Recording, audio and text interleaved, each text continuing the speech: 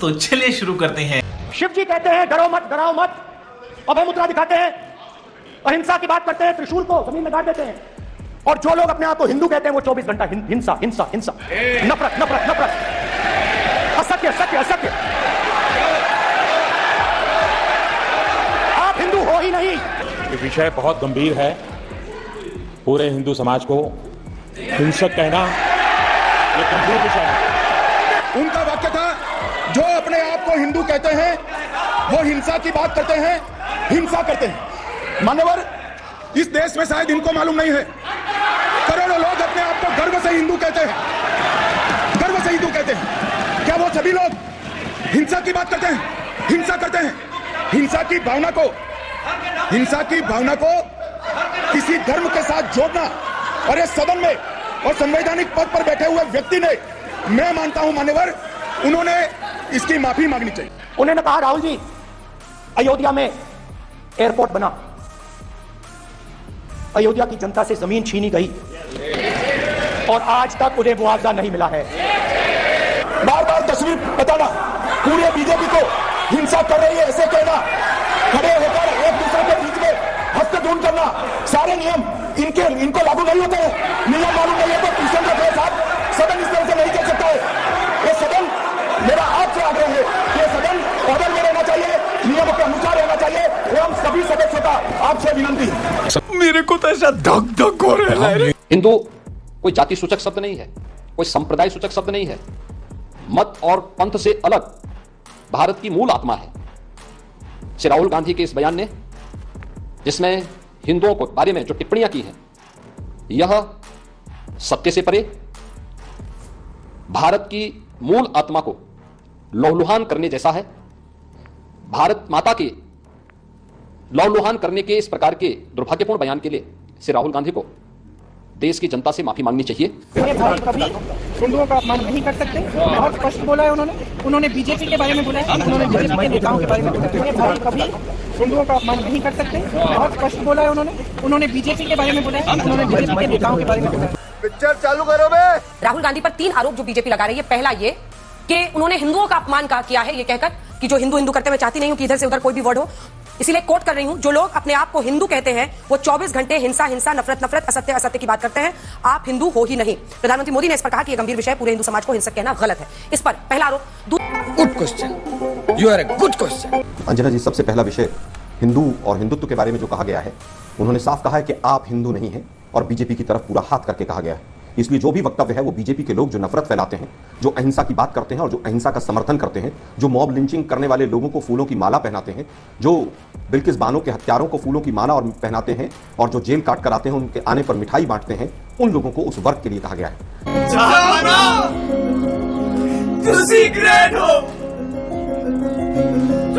कबूल करो। बीजेपी हिंदुत्व नहीं, ना ही बीजेपी केवल हिंदुत्व की कोई ठेकेदार है। आरएसएस हिंदुत्व नहीं है, मोदी जी कोई हिंदुत्व के ठेकेदार नहीं है। उन्होंने साफ कहा है, अगर मूल आत्मा पर कहीं हिंदुत्व के ऊपर कभी भी अटैक हुआ है तो तब हुआ है जब हाथरस की बेटी, वो भी एक हिंदू थी, जब उसको रात को 2 बजे जला दिया जाता है और तथा कथित हिंदुत्व के ठेकेदार खामोश रहते हैं। तुम चुल्लू भर पानी में जाके डूब के मर जाओ। जब राम मंदिर के मामले में शंकराचार्य तमाम सवाल उठाते हैं बीजेपी के ऊपर और एक का भी जवाब नहीं मिलता है, तब हिंदुत्व के ऊपर अटैक होता है। जब आधे अधूरे मंदिर का शिलान्यास कर राजनीतिक रोटियां सेकी जाती हैं, तब हिंदुत्व का और हिंदू धर्म का अपमान होता है। बनारस में जब कॉरिडोर बनाने के नाम पर सैकड़ों मंदिर तोड़ दिए जाते हैं और खंडित मूर्तियां वहां पर चारों तरफ बिखरी पड़ी रहती हैं, ऐसा लगता है कि जैसे महाभारत अभी हुआ हो यहां पर, और शंकराचार्य तमाम सवाल पूछते हैं और बीजेपी के लोग वहां पर कॉरिडोर बनाकर उन महंगी जमीनों को गुजरात के व्यापारियों को बेचते हैं, तब हिंदुत्व का अपमान होता है। मुझे क्रेडिट नहीं चाहिए। जब हिंदुत्व का अपमान होता है, जब कोरोना के समय में लाखों लोग गंगा के किनारे, उनको अंतिम संस्कार का समय नहीं मिलता और बीजेपी के तमाम सरकारों को शर्म नहीं आती है। अयोध्या के अंदर जब लोगों को जिस तरह से बेदखल किया गया और उनको मुआवजा नहीं दिया गया, उनको जब इस तरह की करतूत होती है और जिस तरह से भ्रष्टाचार में बनारस की नगरी को, अयोध्या की नगरी को और पूरे देश को जिस तरह से हिंदुत्व के नाम पर पूरा इवेंट करके और भ्रष्टाचार वहां पर पूरे कामों में डुबो दिया जाता है, तब हिंदुत्व का पूरी तरह से अपमान होता है।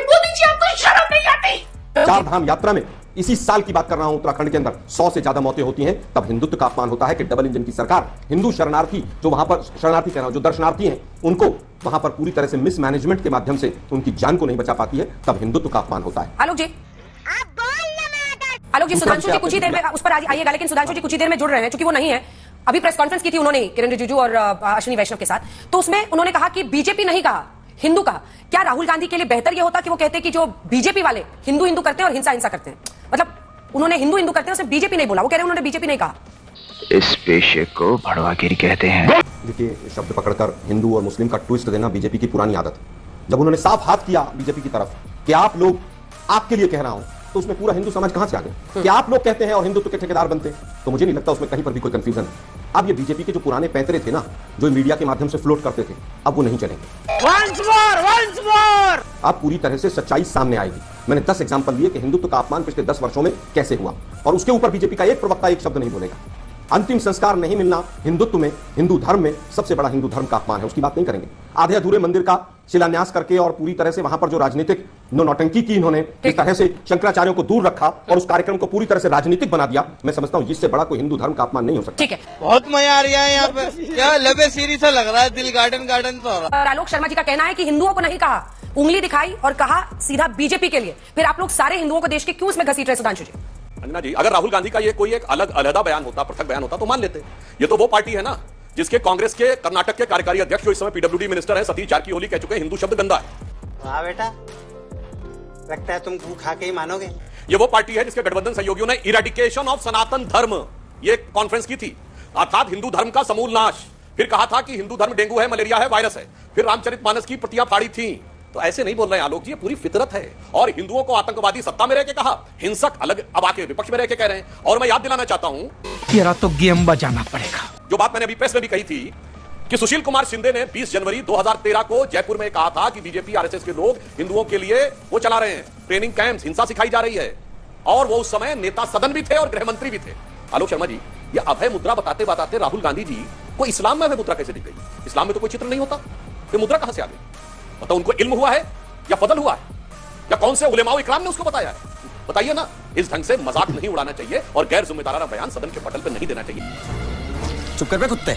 पहली बार वो किसी जिम्मेदार संवैधानिक पद पे आए हैं, अब उस प्रकार की बाल सुलभ उच्छृंखल कार्य करना, जैसे वो फाड़ बाड़ देते थे और फिर जैसे जाके आंखों से इशारा करते थे, अब उससे ऊपर उठना चाहिए। गंभीर परिपक्व वो उस पद पे आके बैठे हैं जिसपे अटल बिहारी वाजपेयी जी, लाल कृष्ण आडवाणी जी, सुषमा स्वराज जी और राज्यसभा में जसवंत सिंह जी, अरुण जेटली जी जैसे लोग रहे हैं, तो कम से कम उस पद की गरिमा को समझिए। ठीक है, आलोक जी जवाब दीजिए। और साथ ही आज प्रेस कॉन्फ्रेंस में भी वो कह रहे थे कि बार बार भगवान की तस्वीर को उठाना, फिर टेबल पर उसे डालना, ये मतलब हल्का लगा, ये धर्म का अपमान है। सुधांशु जी ने कहा है भाई। मुझे लगता है कुछ लोगों ने तय कर लिया है कि वो हिंदू समाज के ठेकेदार हैं। ये जो ठेकेदारी प्रथा शुरू हो गई है, ये ठेकेदारी प्रथा बंद होनी चाहिए। ये ठेका इनको किसने दे दिया कि सारे हिंदुओं की ठेकेदारी इनकी है?